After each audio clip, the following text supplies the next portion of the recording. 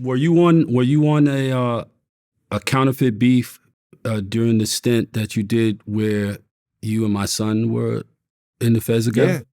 Yeah. That was that was the one. That was the one. That was the big one. That was the one that retired me. You know, here's the thing: is for me, I did a couple prison bits, right? My first one in Texas when I was about 21, I think. And then later on with my dad, and then the big one that really changed my thinking, right? I tell people I wish that I would have got the big one in the beginning, right? Because when you do 24 months, when you're 20 years old and you're working out and reading and laughing with the fellas, man, I've damn near had more fun in prison than out here sometimes. Man, me and my guys, man, we would laugh our asses off in there, man. Because we didn't have no worries. We didn't have no bills, man. You did our laundry for us. You fed us. We're 20. We're talking shit, right? So, you know, it goes by like that, right? And then you get another sentence, and that's a little one, right? And you're like, okay, I'm going to change. But when you get 105 months and you got to do year after year after year after year, that gets to you.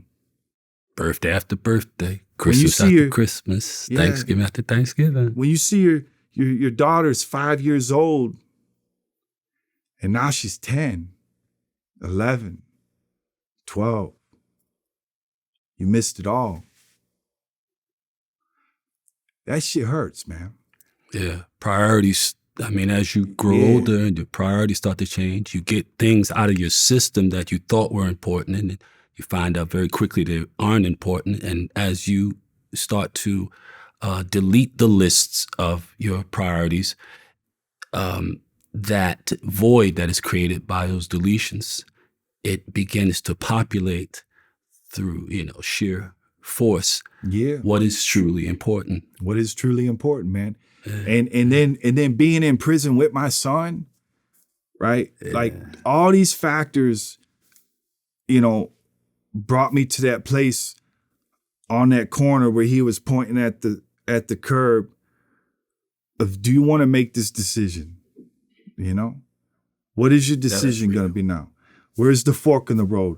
Are you going to finally stand up to your insecurities and your fears and go for it, man?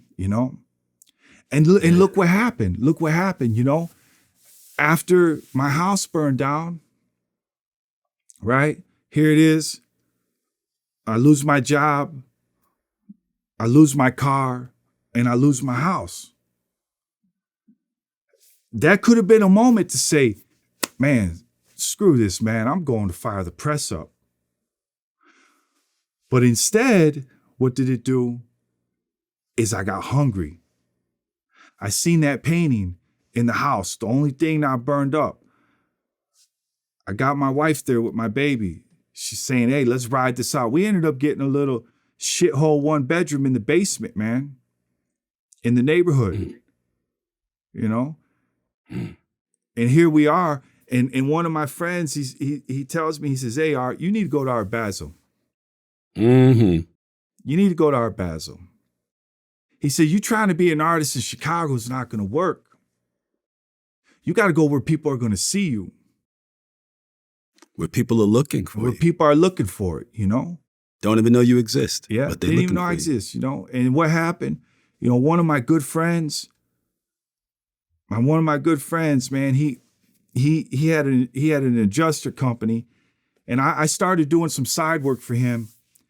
And he asked me one day, he said, he goes, what would it be, what would you need to do to be an artist? And I said, man, I need to do it full time. I said, I've tried to do the job and then paint at night and then I said, you got to give it 100. You got to give it 100, because it's a tough game. And he told me, he said, well, what would how long you think it would take? I said, man, I don't know. It could take a lifetime. People who've done art 20, 30, 40 years usually don't get recognized till they're dead, I said, but I know that I could do something with it. And that's when he told me, he said, He said, well, here, add up your bills. He goes, I'm going to pay him for 6 months. That way you could just paint. That's what he told me, man. Couldn't believe it, man. It was such a blessing, man. And what year was that? That was 2017. So I had been out of prison already about 3-4 years. Yeah, so I had already passed that 3-year threshold of the recidivism. You know, they say within, 3 years, 74% return, That's so right. I had already went through my mishaps and then, started to do the artist apprentice and then paint the house, So I went through some tough times, but I kept making the right decision. Just I'm going to do the right thing. I'm going to do the right thing. And now here I get this opportunity. And that's where it began, I started jamming. I'll never forget. He had a little extra office space out in Elk Grove. I would drive out there every day. I'd get there early. I was so excited. I'd paint. I created 4 pieces. Another friend of mine had a place down in Miami that I could show those 4 pieces during Art Basel. I didn't know anybody. I didn't have any idea what Art Basel was. I just knew I was going. That's it, And I loaded up my truck with those paintings. I drove down there. The first 2 days were real tough. And then the 3rd day, I caught a break, man. I met a cat from Chicago Heights. He brought me in. He liked my story, loved my art, threw me my own little show at an airport hangar. I ended up meeting the vice president of Arnold Schwarzenegger's charity. She loved my art. She loved my story. And she asked me if I'd come back. I sold all 4 pieces. And then she asked me to come back to one of Arnold Schwarzenegger's charity events. And I did. 2 months later, I smoked it there, sold all the pieces there, gave Arnold's charity a chunk of the money. And then they invited me to Arnold Schwarzenegger's house in California about 6 months later. And that was like a fairy tale night, I worked my ass off. I drove out to LA, with all my art. I drive everywhere, just like spending money, right? Mm-hmm. And I get to Arnold's house, and Tom Arnold's actually the auctioneer, and he's auctioneer off my piece. And I got, it was just one of those crazy moments, and ended up raising $75,000 for the kids from the auction. But then after the auction was done, I met this beautiful family, the Rizzuto family, and they ended up buying everything I had.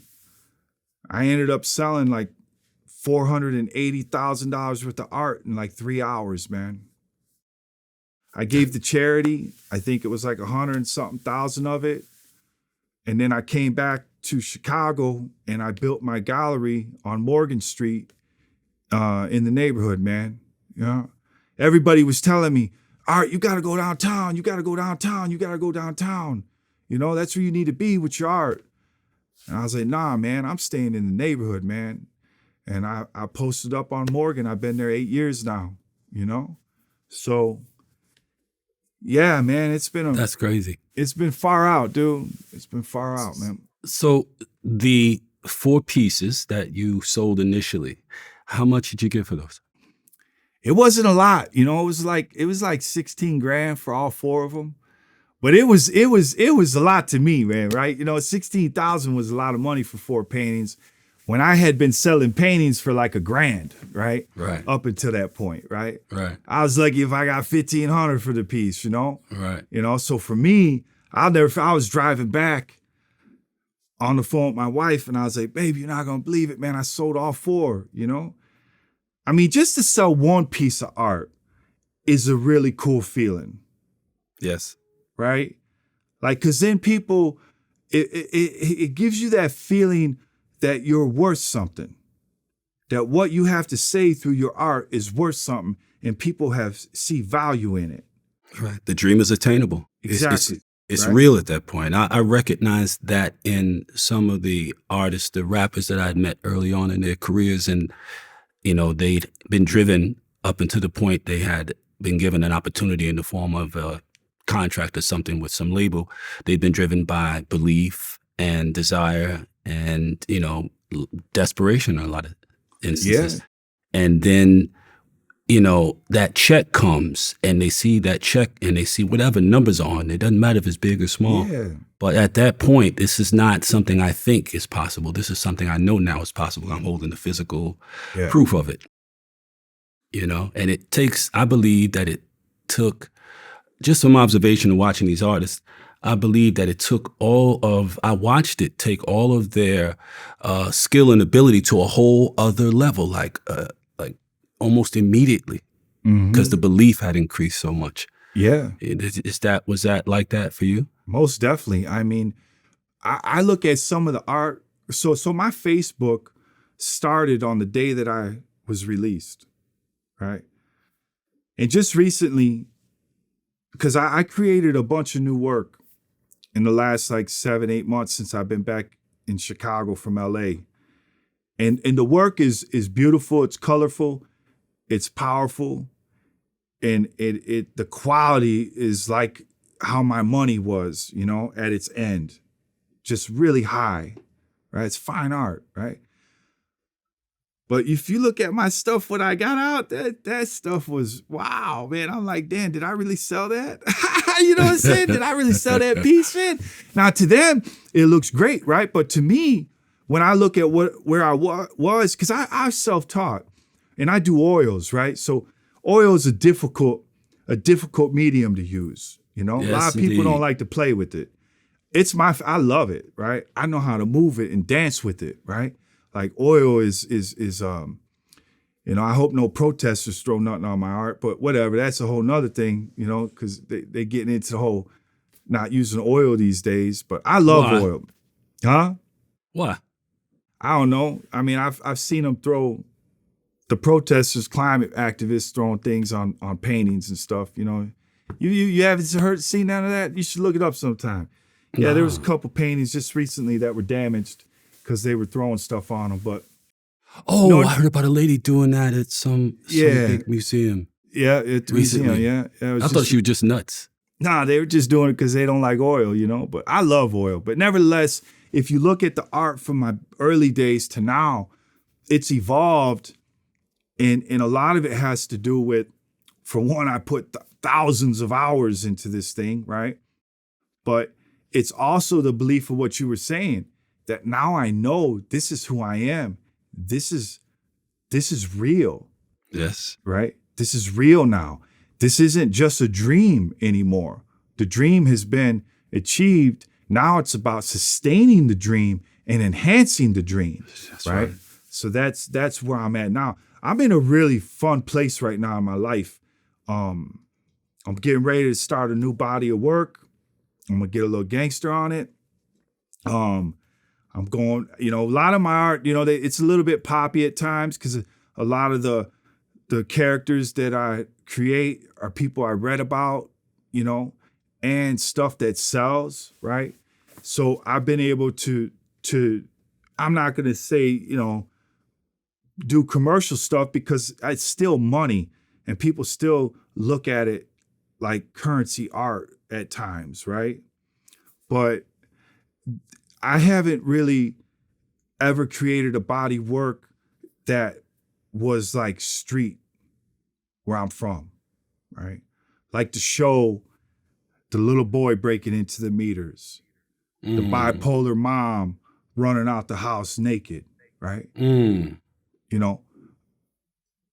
Seeing friends, either prison or jail,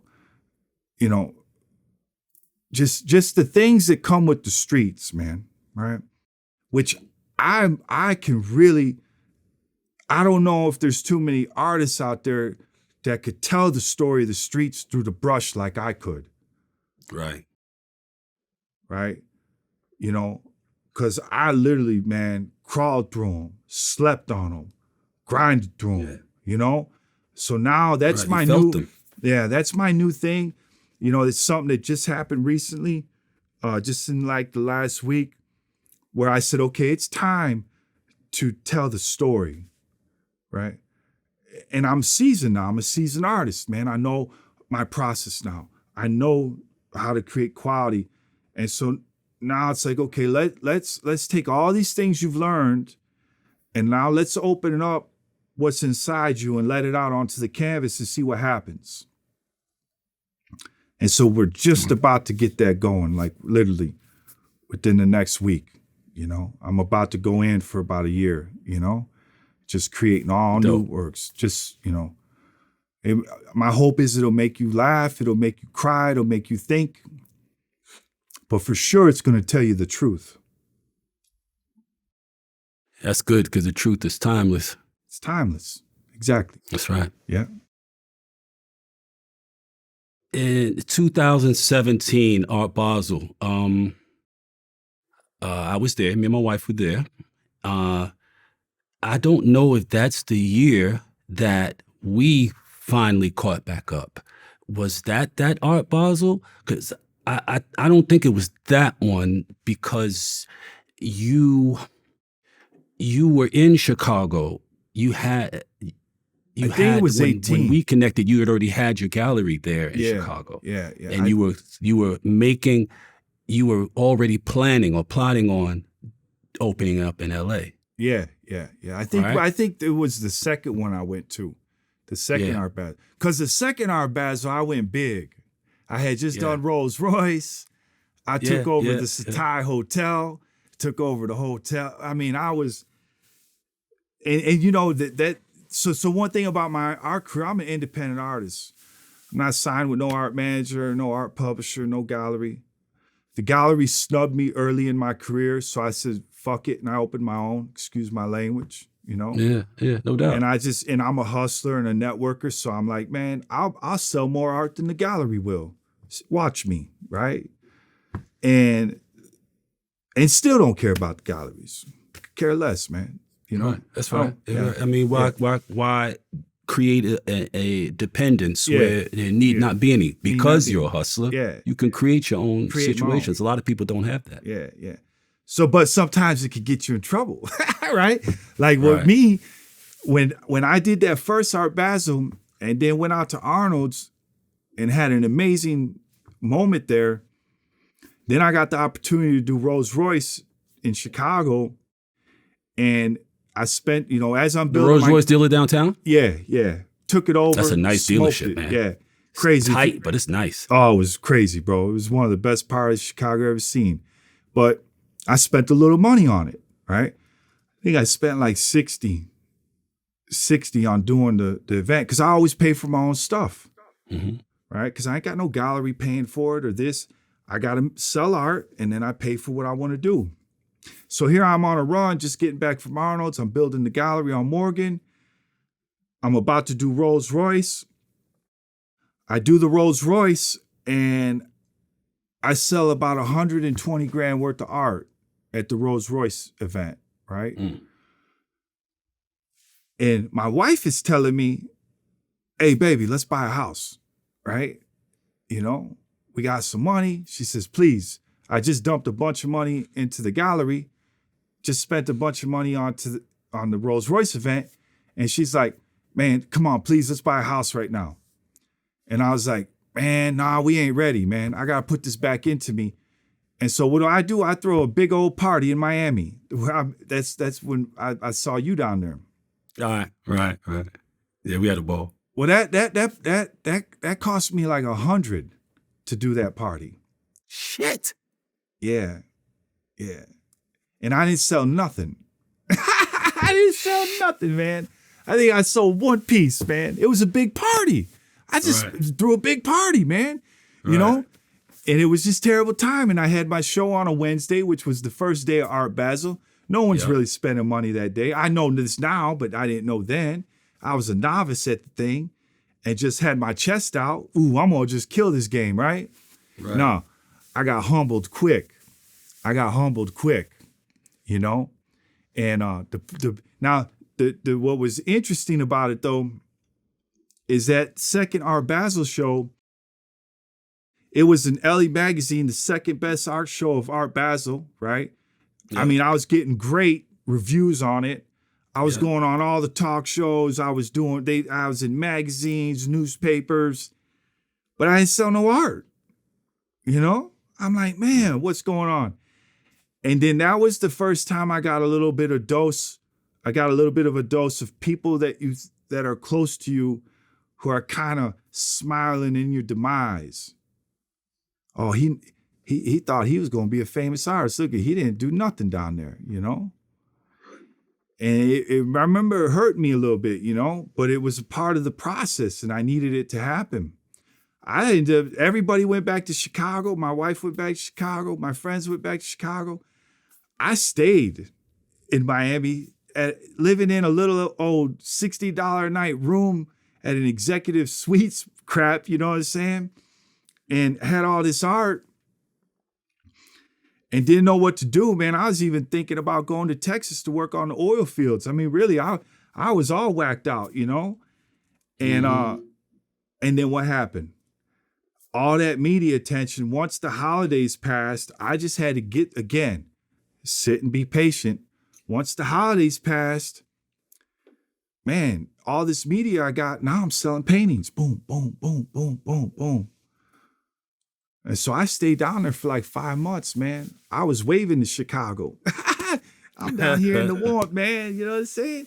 And did well with what happened. It didn't happen that day, but it took some months and it happened, right?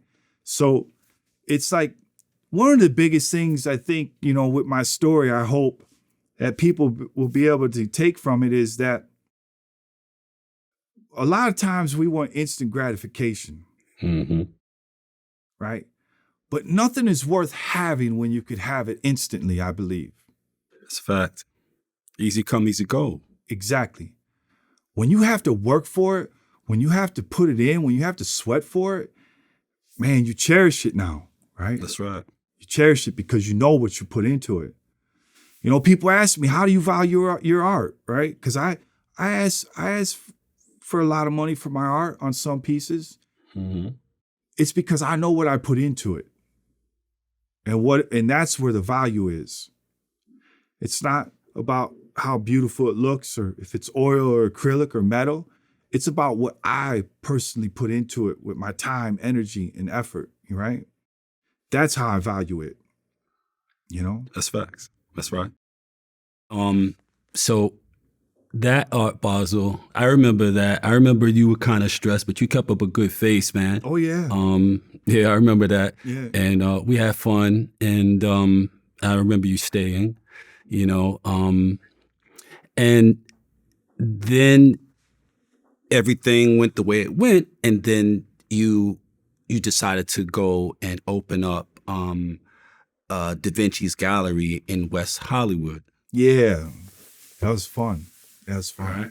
Yeah, that was a crazy one. That was on Melrose in La Cienega, right? Yeah. I remember that spot. And oh, that spot was dope, man. That spot was dope. yeah, it's like 4,000 square feet. Yeah, it was massive. It was a big ass spot. It was a big huge. deal. It was huge. You know what I mean? So you were there for a while, but then something came and kind of interfered with that, doing what it was supposed to do. Yeah.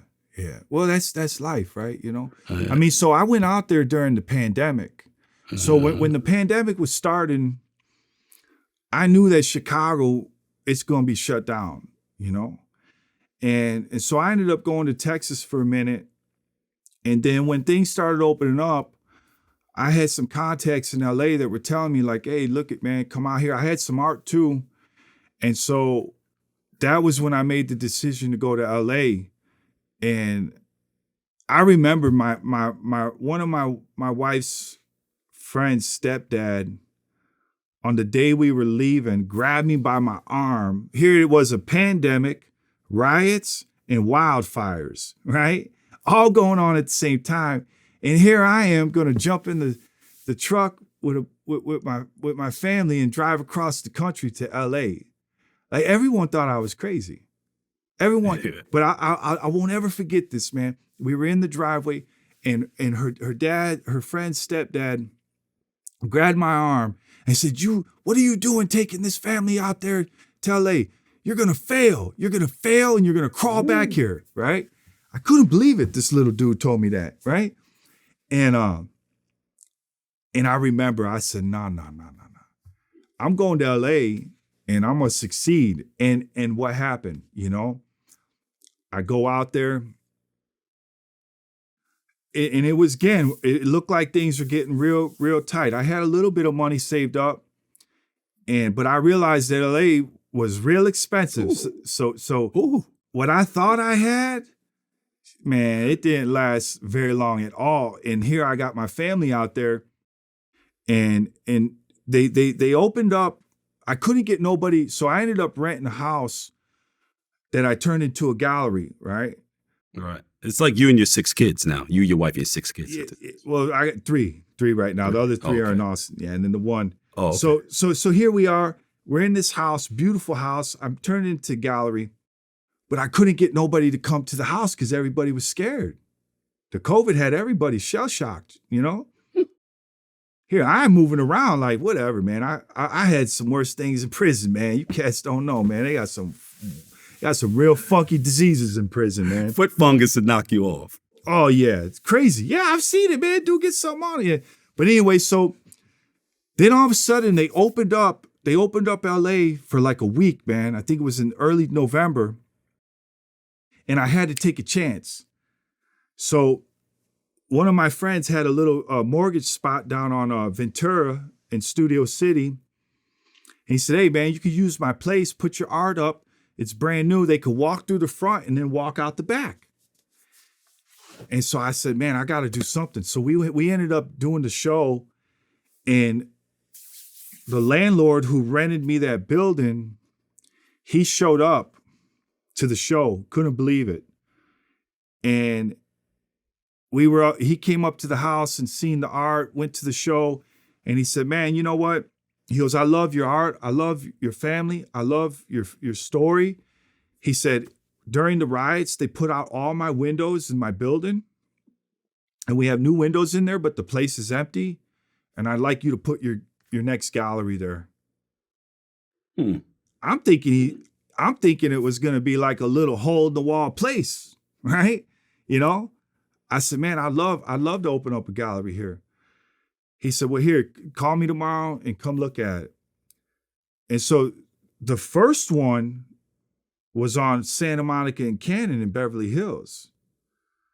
It was right there on the corner, Santa Monica and Cannon, across the street from the Beverly Hills sign. I couldn't believe it, man. When I seen the address, and I'm telling my wife, I'm like, man, he's telling me this is the space, Sarah. She's like, well, go look at it. I was like, man, he's going to be asking me for a lot of money. Anyway, I drive down there, and I'm driving with the palm trees. It looked like something out of a movie, And I pull up, and it's this huge spot. And we worked out a deal, and I actually signed the lease on my birthday, November 23rd. Yeah. And I stayed there for like 10 months. And then that's when I jumped to Melrose in La Cienega and stayed there for about almost a year. Yeah. And I made what killed me in LA. I did real well out there. Met some great people, put a good network together. And even during the pandemic, it was tough. But where I made my mistake is I went to Art Basel. The gallery on Melrose, it was pretty expensive, right? Things were opening up, so there wasn't that rent and abatement going on at that time, especially on Melrose and La Cienega, because it's a lot of traffic there. So my rent was a little pricey. And so I always was hustling to pay the rent. And then I had to pay the rent for my apartment. And then I had car payments. And so LA, you can make a lot of money in it, but you're going to spend a lot of money, Oh, yes. And that's what I was finding myself in. So, man, I was working 10, 12, 14-hour days to keep up in LA, which taught me LA was a great lesson for me. It taught me how to really get down. And then you're competing with all these other artists. So it really taught me to raise my game, but it was tough. Financially, it was a hard spin. And after about a year doing it, Art Basel was coming up, and I was going to drive across the country and do Art Basel. I think I seen you and Al at that one. Yep. I think I seen you at that one. Yeah. Yep. That was the one. But that was the one that bounced me out of LA too, right? So I ended up the way that I been able to make it as an artist is when I get money, I like to put my bills money away where I could go for 2 or 3 months if I don't sell one painting. That's how I usually like to live, right? LA, in Chicago, it's easy, right? It's not nearly as much. In LA, it was like a whole, like, damn, I'm putting this away. So I had that money put away to last. And so I had to make a decision, either stay in LA and do and keep building, or take off to Art Basel and hit big. And I went out to Art Basel and I spent a lot of money to get out there. And I made some money, but it was almost break even. And so when I came back to LA, I was wiped out. I was tired. I was missing home. I was missing my gallery on Morgan Street. I was missing my mom. And so I just got to the point where I said, you know what? I think I'm gonna go home and reset, you know? And I got here last November, and man, I've smoked it.